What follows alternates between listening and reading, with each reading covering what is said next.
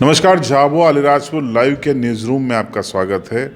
आज हमारे news room में मौजूद हैं एक खास मेहमान कमलेश्वर डोडियार साहब। ये वो शख्स हैं जिन्हें जयेश ने रतलाम झाबुआ लोकसभा सीट के लिए अपना उम्मीदवार घोषित किया है। आज हमारे बीच में है, स्टूडियो में है। उनसे हम कुछ मुद्दों पे बात करेंगे, जानेंगे कि उनका विज़न क्या है और एजेंडा क्या है। कमलेश्वर जी, ये बताइए कि अचानक से आपका नाम कैसे आ गया? पहले नाम था डॉक्टर अभय होरी का, और पहले ये भी पहले चर्चाएं थी कि शायद आप जयेश जो है वो बीजेपी के टिकट पे प्लेटफॉर्म पे आए, लेकिन अचानक से ऐसा क्या हुआ कि जयेश खुद मैदान में है और आपका नाम अनाउंस हो गया? धन्यवाद सर।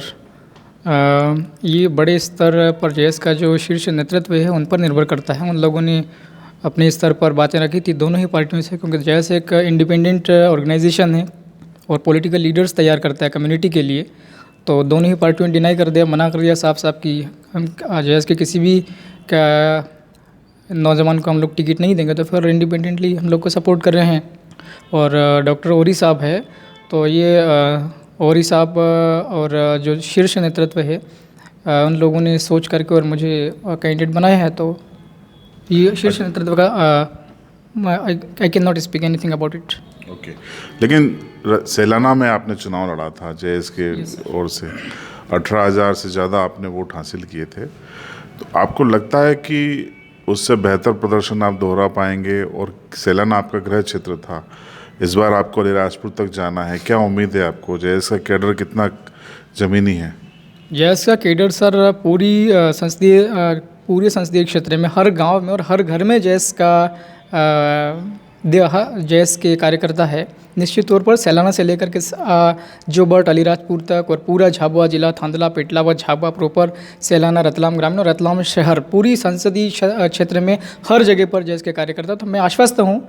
और सेलाना के अंदर में जो हमारा परफॉर्मेंस रहा है उससे लगभग 2 गुना और 3 गुना हम लोग पूरी संसदीय सीट पर हम लोग अपना प्रभाव छोड़ेंगे। अच्छा, आपको लगता है कि जो जयेश का कैडर है अगर वो एक्टिव हो गया तो बीजेपी और कांग्रेस के कैडर को चुनौती दे के आगे निकल जाएगा? निश्चित तौर पर यकीन है, अगर जयेश का पूरा कैडर लग गया, सारी टीम लग गई, तो बीजेपी और कांग्रेस की जमानत जब्त हो जाएगी।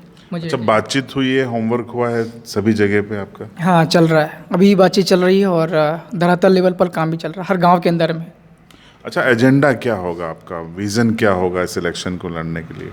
इलेक्शन को लड़ने के लिए हम लोग लंबे समय से संघर्ष कर रहे हैं। 2013 से जयेश की संविधान के जो 5वीं अनुसूची उसके प्रावधान को लागू करना। ट्राइब्स एडवाइजरी काउंसिल है, पिछले लगभग देश आज़ाद हुआ दशकों हो गए, 70 से ऊपर साल से ज़्यादा टाइम हो गया।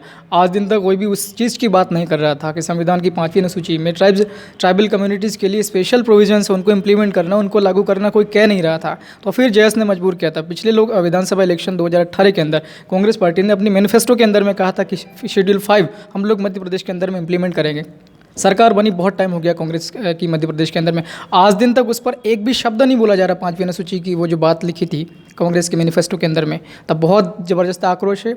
और बीजेपी ने भी आज दिन तक कई बार सरकारें बनी हैं, मध्य प्रदेश के अंदर में भी, दिल्ली के अंदर में भी केंद्र सरकार बनी है, आज दिन तक 5वीं अनुसूची को लागू करने की कोई बात ही नहीं कर रहा। तो हमारा प्राथमिकता है, प्रमुख मुद्दा है हमारे एजेंडे के अंदर में, हमारे मैनिफेस्टो में 5वीं अनुसूची की प्रावधानों को लागू करना प्राथमिकता है, ताकि ट्राइबल कम्युनिटी की हितों की संरक्षित किया जा सके, कल्चर को बचाया जा सके और कम्युनिटी के अंदर में डेवलपमेंट हो सके, विकास तेज रफ्तार से हो सके।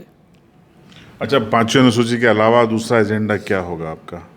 इलाके में रोजगार की स्थिति बुरी है, शिक्षा स्वास्थ्य की हालात बेकार हैं, क्या आपको लगता है क्या करने की ज़रूरत है? बिल्कुल सर, ये 70 साल हो गए हैं, अभी तक लोग यहाँ झाबुआ जिले के गाँव से निकल करके, अलीराजपुर जिले के गाँव से निकल करके, सेलाना के, रतलाम के आसपास के लोग गाँव से निकल करके कोटा जा रहे हैं मजदूरी करने के लिए, या राजस्थान के मेट्रो सिटी में जा रहे हैं, गुजरात जा रहे हैं मजदूरी करने के लिए। अगर ये दोनों ही पार्टीज़ 70 सालों से बारी बारी से सत्ता में रही, ये लोग अगर ठीक ठाक काम करते गरीब लोगों के लिए या फिर ट्राइबल कम्युनिटी के लिए या फिर जो पिछड़े लोग हैं उनके लिए काम करते, तो फिर ये स्थिति निर्मित होती ही नहीं, हम लोग कैंडिडेट बनते ही नहीं।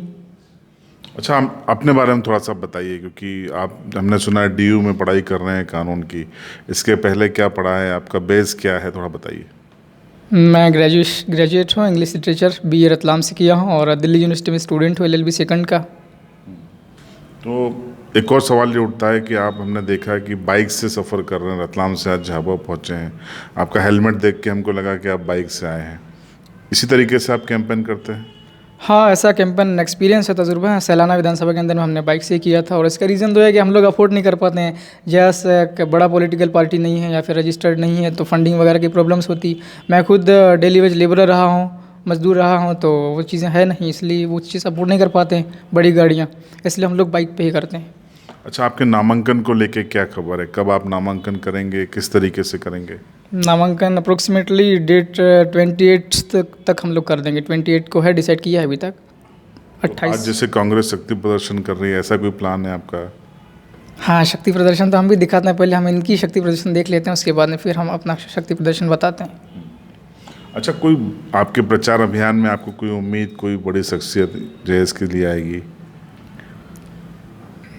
ये शीर्ष नेतृत्व है, वो लोग डिसाइड करेंगे और हम लोग गांव में जाएंगे और गांव, हमारी कैंपेनिंग बिल्कुल गांव के अंदर में चलती है और धरातल पर घर घर जा करके चलती है और अगर कोई होगा डिसाइड करेंगे जैस के बड़े नेतृत्व के शीर्ष वाले लोग, तो निश्चित तौर पर। अच्छा, अंतिम सवाल। कांतिलाल भूरिया कद्दावर नेता हैं, सातवीं बार मैदान में है। बीजेपी ने गुमान सिंह डामोर को उतारा, दोनों के बारे में आपकी क्या राय है? कांतिलाल जी भूरिया बड़े नेता थे और बड़े नेता ज़रूर थे, लेकिन सवाल में उनकी एक पॉलिटिक्स के अंदर में दो चीज़ होती है, एक होता है नेता और एक होता है रिप्रेजेंटेशन। अगर वो नेता बन करके जीतने के बाद में अगर वहाँ रिप्रेजेंटेशन दिल्ली के अंदर में, यार भोपाल में भी रहे हैं, वो मिनिस्टर भी रहे हैं, अगर ये रिप्रेजेंटेशन सही देते, लोगों की हालात सुधर जाती, यहाँ पर लोग मजदूरी करने पलायन पर नहीं जाते, शिक्षा का स्तर सुधर जाता, 5वीं अनुसूची लागू हो जाती, बहुत सारी मतलब जो है रियल में डेवलपमेंट होता, तो फिर हम लोग खड़े ही नहीं होते हैं। और कांतिलाल जी भूरिया अभी कितना ही कॉन्फिडेंट मान के चल रहे हैं, लेकिन मुझे यकीन है कि कांतिलाल भूरिया को हम लोग हरा कर छोड़ेंगे। और गुमान सिंह जी डामोर को हम लोग बीजेपी को हम लोग टक्कर में मान ही रहे। हम लोग according to my self, Guman Singh Damor is not in competition with us. We will defeat our chief competitor is Kantilal ji Bhuria. आपको लगता है कि 5वीं अनुसूची को लेकर उन्होंने कुछ नहीं किया? 5वीं अनुसूची, मैं कह रहा हूँ कि 5वीं अनुसूची को लेकर आज दिन तक कुछ नहीं किया है। हम लोग 5वीं अनुसूची को इम्प्लीमेंट करेंगे और इम्प्लीमेंट करवाएंगे। ट्राइब्स एडवाइजरी काउंसिल अभी तक बन जाना चाहिए था, उसका गठन हो जाना चाहिए था मध्य प्रदेश के अंदर में। इनने मैनिफेस्टो के अंदर में कहा था कमलनाथ जी ने, जैसे ही सरकार बनेगी ट्राइबल कम्युनिटीज़ के लिए 5वीं अनुसूची लागू करेंगे। आज दिन तक टीएससी का निर्माण तक नहीं हुआ, एक भी बैठक नहीं हुई।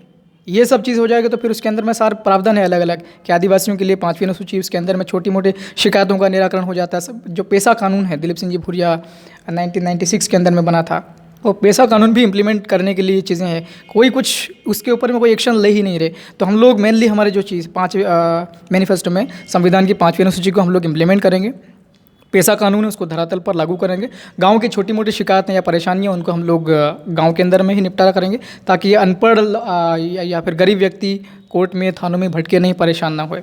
और रोज़गार के ऊपर हम लोग काम करेंगे। जो लोग अभी मोदी जी ने भी पिछले इलेक्शन में कहा था कि 2 करोड़ रोज़गार देंगे या फिर हर व्यक्ति के खाते में 15-15 लाख जमा रुपया देंगे, तो वो सब चीज़ें मतलब नाम मात्र की है, नॉमिनल है। इस वजह से हम लोग बीजेपी के भी खिलाफ में और बीजेपी और कांग्रेस दोनों को हम लोग डिफीट करेंगे इस बार। अच्छा, अंतिम सवाल। जयेश ने पूरे वेस्टर्न एमपी में कांग्रेस को विधानसभा चुनाव में सपोर्ट किया था और ज़्यादातर सीटें कांग्रेस को गईं। क्या लगता है आपको, जयेश का कांग्रेस ने इस्तेमाल किया? और अब जैसा आप खुद बता रहे हैं कि आपके जो एजेंडे थे 5वीं अनुसूची वादा करने के बाद, लिखित में मैनिफेस्टो में आने के बाद भी कांग्रेस भूल गई, तो क्या उसका पनिशमेंट कांग्रेस को जयेश दे रही है कि धार में भी उतर गई और रतलाम झाबुआ में भी उतर गए? 23 तारीख के दिन कांग्रेस के बड़े बड़े नेताओं को नींद नहीं आने वाली। 23 मई के दिन जब परिणाम आएगा तो कांग्रेस का निश्चित तौर पर इस्तेमाल हुआ है। हमारे जो है एक ही टिकट पर हुई थी, कांग्रेस ने एक ही टिकट दिया था जैसे हमारे जो हेड हैं, हेड ऑफ जयेश डॉक्टर अलावा जी को, और उनको ये भी कहा था कि तुम्हारा वो सब चीज़ें देखते हुए मिनिस्टर बनाएंगे, तो उनको मिनिस्टर भी नहीं बनाया। उसके बाद और भी बातें हुई थी, एक आध टिकट रतलाम से था, वो भी जो कुछ हुआ है। तो कांग्रेस ने जयेश का भरपूर इस्तेमाल किया है। अब हम दिखाते हैं जयेश रियल में क्या है, और 23 मई के दिन जब रिजल्ट आएगा तब मध्य प्रदेश के अंदर कांग्रेस की हालत का पता चल जाएगा। तो आपने जयेश के जो प्रत्याशी हैं डोडियार साहब, उनको सुना। दावा है कि 23 मई को चौंकाने वाले परिणाम आएंगे और कांग्रेस को खून के आंसू रोना पड़ेंगे। 5वीं अनुसूची को लेकर वो विजन के साथ पब्लिक के बीच में जाएंगे और उन्हें भरोसा है कि जो जयेश का कैडर है वो अलीराजपुर से लेकर सैलाना तक कांग्रेस और बीजेपी को सबक सिखाने के लिए तैयार है। झाबुआ जिले की चुनावी खबरों को देखने के लिए बने रहिए झाबुआ लाइव के साथ।